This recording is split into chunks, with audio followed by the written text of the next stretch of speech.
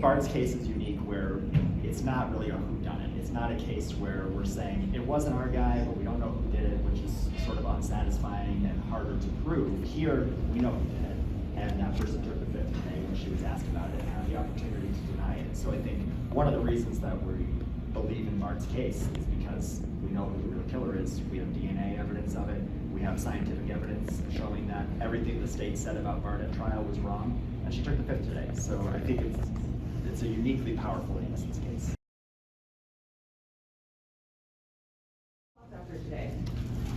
Well, we at the Illinois Innocence Project, my colleagues Stephanie Campbell and Meyer, are first of all really proud of joining with the Exoneration Project to advance the cause of this innocent man. That's what we do. That's what they do.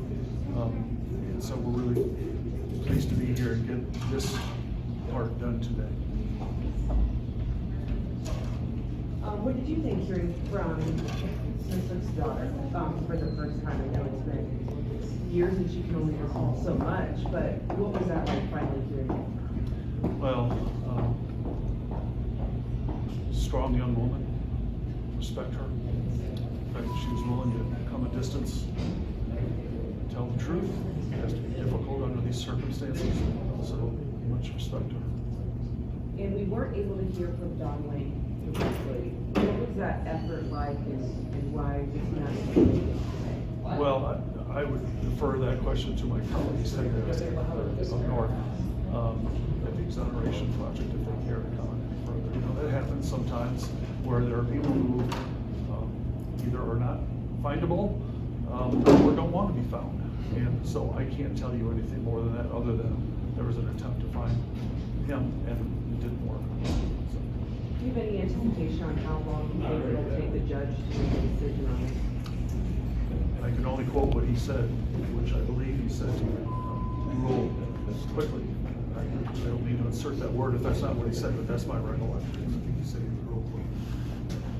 In your conversation with Bart, was he confident going into the day? Concerned, worried? Barton McNeil is pretty remarkable in the sense of his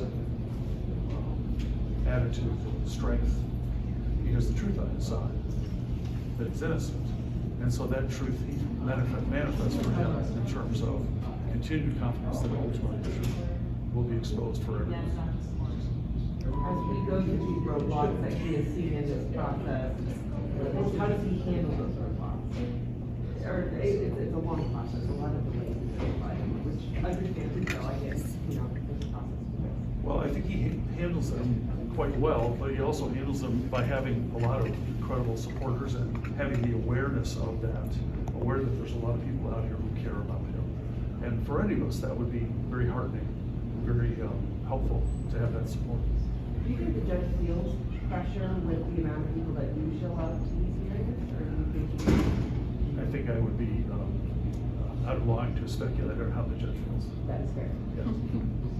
Anything else I would ask that you think is important for us to know? We took Bart's case, we at the Illinois Innocence Project at the University of Illinois in Springfield. We took in Bart's case in, as I recall, in 2012, based on the recommendation of an outstanding investigator who was then working on the case.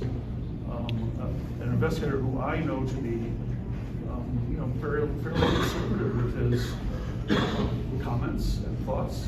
But he came to us and said, "You guys have to get in. This guy's innocent.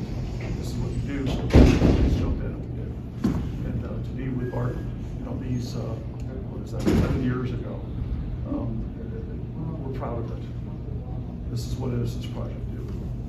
Represent people who are innocent. We believe Bart is right at the top of that list. Was this a Bloomington detective or just?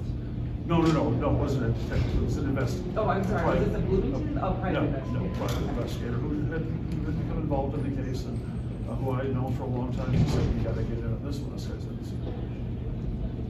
Why do you think that the community, if they have no idea who Bart is, why do you think they should pay attention to proceedings like these?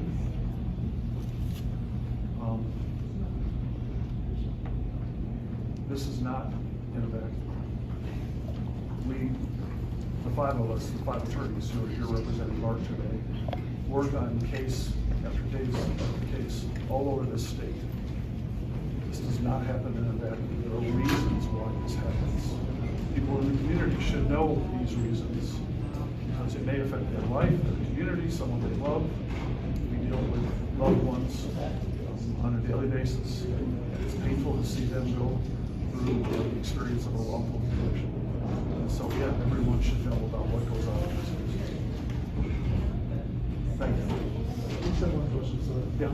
If the judge were to not trial, what would the procedure look like? Well, any final order in the circuit court, which is where we are here, can be appealed if it's a final order, and it goes up to the Illinois Appellate Court, the 4th District Court in Springfield. Thank you.